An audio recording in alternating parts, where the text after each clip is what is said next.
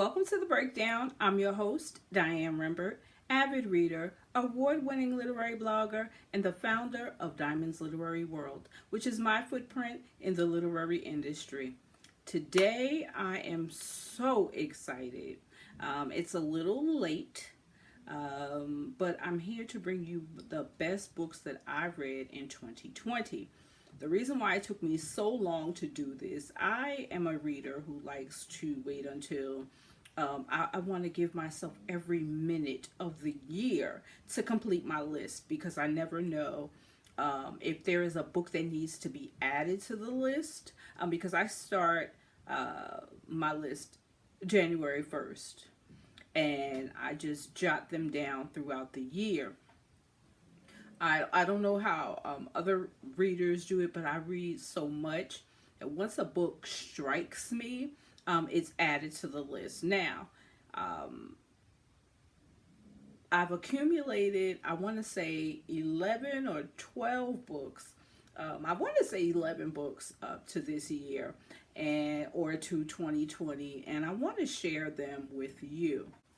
So, in no particular order, I'm bringing you the best books that I read in 2020, starting with New Year, New Boo by Kenny York. What a cute little novella. Um, it's what number one, what I love about it.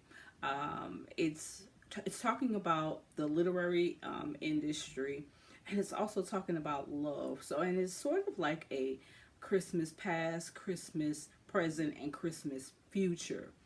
I didn't really, get into too many Christmas stories until until about 2 or 3 years ago. And now I'm all the way caught up. So that's book number one. Um, it kind of reminded me of a Charles Dickens type of book, like I said, or novella, but very, very cute. So that's book number one. Followed up by book two. Again, no particular order. Again, no particular order, but Grand Opening 2 by New York Times best-selling author Carl Weber, along with LaJill Hunt. Now, if you've been following my videos, if you follow Diamond's Literary World, you know how I feel about LaJill Hunt. I feel like she's in a lane of her own. And this particular book just further solidified that for me. Um, Grand Opening 2 is part two of the prequel to the Family Business series. The one that, yes, is on BET, but it's a 12 book series, if you will. And we are familiar with characters L.C. Duncan and his wife Chippy. They have, together, they have Junior Duncan, Paris, Orlando, Rio, London. I feel like I'm missing someone. But this family is based on the largest African American owned car dealership in New York. And again, based on a true family. And we find out more about how the Duncans gained their power, if you will, in this particular book. You guys, oh my God. So, LC and his brothers are, one thing you don't play with is their mother. And someone has kidnapped their mother and they thought that she was dead. Oh my God. So they go after whoever is responsible for the death of their mother. That's all I'm going to say.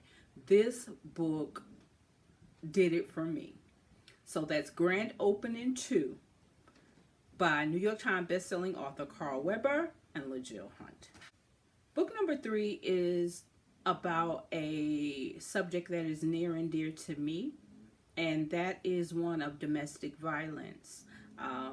This particular book is authored by Brian W. Smith, and it's entitled Glass Houses. This book, you know, Brian went live a few times in 2020, and he, you know, was talking about his various books. Now, I love him. He's one of my favorite male authors. But when he started talking about Glass Houses, I was like, that's it. That's my next read. Imagine, if you will, a young lady who is newly married. I don't even know if they've celebrated a 1-year anniversary.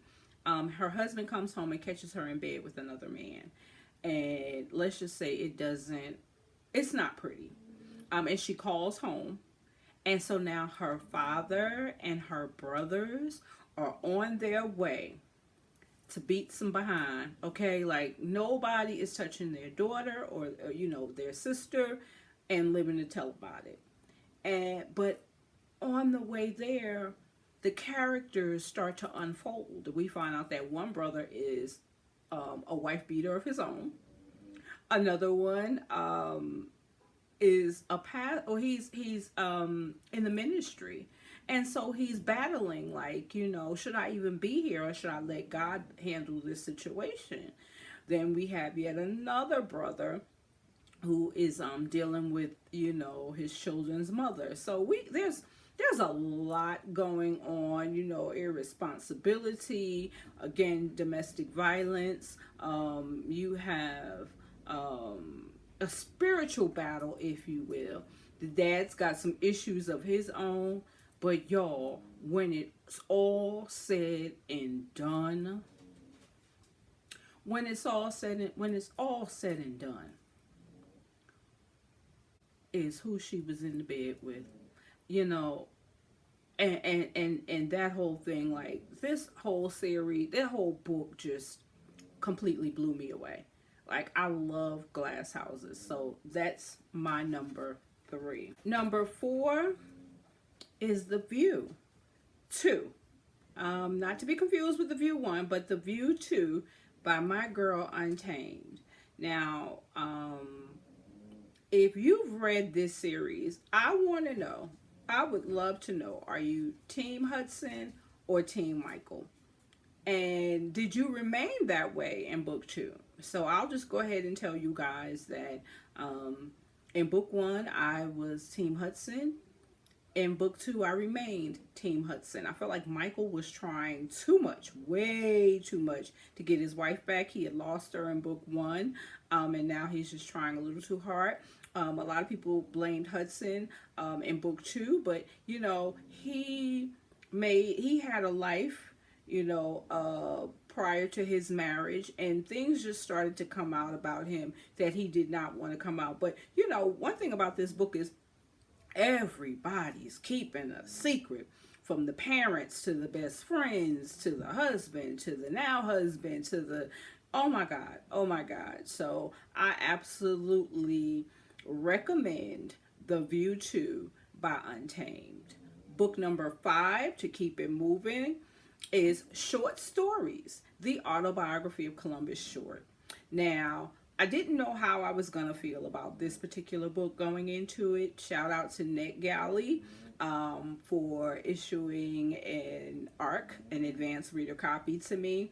I don't know if I would have picked it up prior to that, but once I started reading, I absolutely got a different look at Columbus Short. That's one thing about biographies, autobiographies. They give you an inside look at the character or the person, not the one that you see on television, not the one that you read about in the tabloids. You get to hear the story from the person's own mouth. And I will say, in this particular book, that Columbus Short has addressed everything. He addresses it all except his marriage to Corinne Steffens, aka Superhead. He does not address that.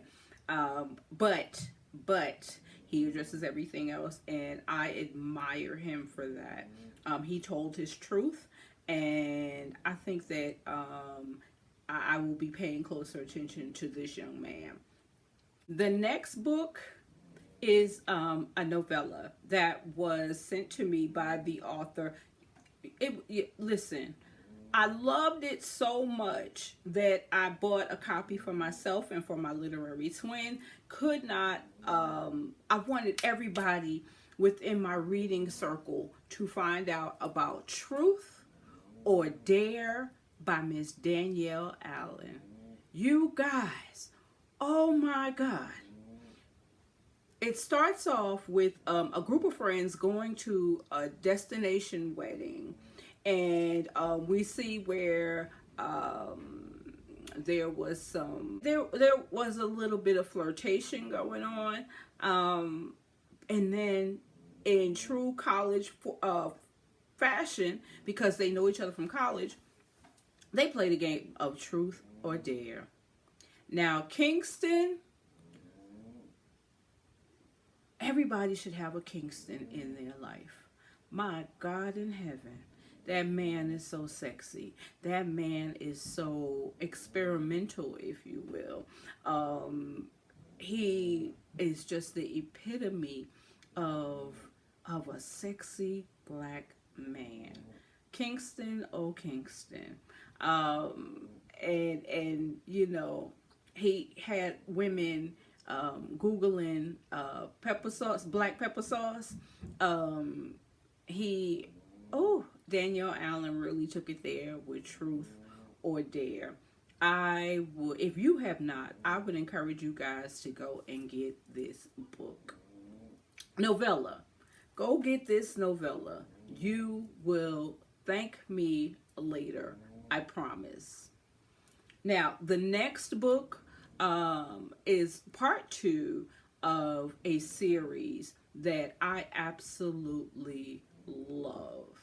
I'm talking about none other than Elbert by my girl Joan Vassar. Elbert by my girl Joan Vassar. Let me tell you, there was many text messages, there were many phone calls, there were many just conversations between Joan and I, because Elbert is the epitome. He is the perfect example of a strong black man. Elbert, someone made the mistake of trying to capture him, and then the finality was when they allowed him to live. Elbert was determined to seek revenge on everyone who had tried to harm him, and the lady who later became the love of his life. And so you see, through Elbert, you saw the struggles of the black man in America. I'm not a black man. I cannot relate. I can only hear the stories from my sons, my brother, my love. So I don't know, but through Elbert, I understood just a little more. He was a protector. He was a provider. He was, I want to say, the Bruce Banner, Incredible Hulk, if you will, because to everyone else, he was the Incredible Hulk. But to his love, he was Bruce Banner. Like, love softened Elbert. And I loved every bit of that. Like, oh my God. Oh my God. So please go get that book.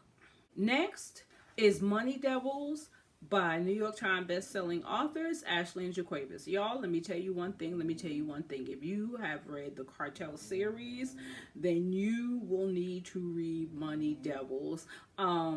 You have to read Long Live the Cartel, which is book 8, prior to reading this book, because then you familiarize yourself with the characters. I said I was going to read book 8, but I wasn't going to read the Kool-Aid. Y'all, I drank the Kool-Aid, and now I'm somewhere just, thirsting for book 2 of Money Devils. Well written. I love everything about this book. Please go and get Money Devils. I believe part 2 comes out in June. I know it's sometime in the summer, but I'm anxiously awaiting part 2 of Money Devils. There are 3 books left on my list. And I kind of struggled because I wasn't exactly sure where each book would go. Wench by Dolan Perkins Valdez. I had to literally draw straws, but I highly recommend this book. I'm a big historical fiction reader, so my next 3 books will show that. So again, in the top 3 is going to be Wench by Dolan Perkins Valdez. Number 2, oh God, this was so hard for me. Mustard Seed by Layla Ibrahim. Oh my God. So it's book 2 to Yellow Crocus. And I'm not sure, I read them in reverse.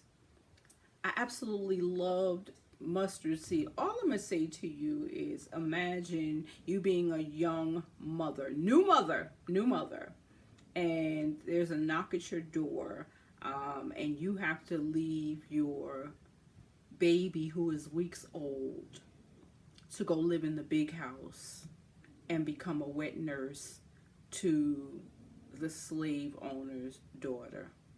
So you have to leave your baby with your sister and your grandfather in order to become a wet nurse to someone else's baby. That was Yellow Crocus. They left the plantation for 2 different reasons, and they come back for 2 different reasons. And that is the story that we see in Mustard Seed. And book number 1 for 2020, drum roll please, Cane River, Lolita Tademi. Oh my God, you guys, I read this book on my Kindle. And then I went to Second and Charles and I saw the book and I just had to have it. This, when you read a really good book and you're like, it has to be in my possession, Cane River is that book.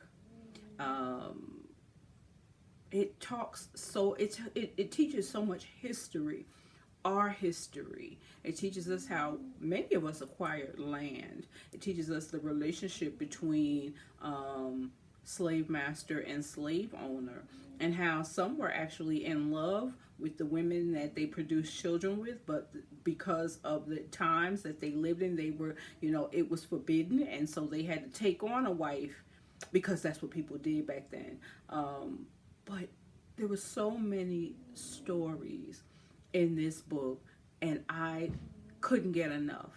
So my next goal is to read Red River. So there you have it. There's Diamond's best books of 2020. I hope that you guys enjoyed it. I enjoyed bringing it to you. And until next time, happy reading and be blessed.